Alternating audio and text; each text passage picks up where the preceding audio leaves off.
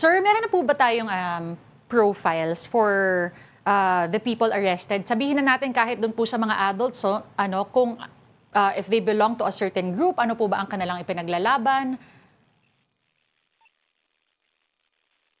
Hello po? Yes po, sir. Can you hear us, sir? Yes po.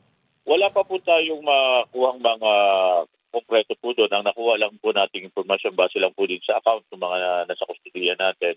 Sila po ay yung iba po dito ay mga miyembro ng mga chief of gangster kung tawagin po nila. At ang sabi po ng iba dito ay na-influensya lang po sila ng isang rapper na personality. Hindi ko na lang po babanggitin hanggang wala po kaming matibay na ebidensya tungkol po dito. Opo.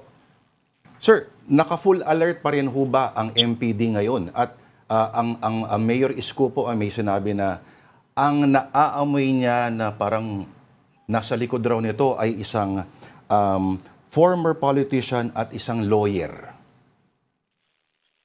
Sa ngayon po sir, lahat po yun ay inimbestigahan natin. At kung mapapatunayan po natin na talagang meron po kinalaman itong mga tao nito, sila po yung sa likod nito, mananagot po sila sa batas. At hindi po natin papayagan na ikipit-balikat lamang po ito.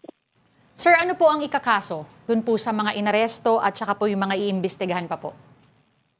Marami po tayong may satampang kaso sa kanila, katulad po ng arson, direct assault, physical injuries, violation po ng BP 880 at marami pa pong iba.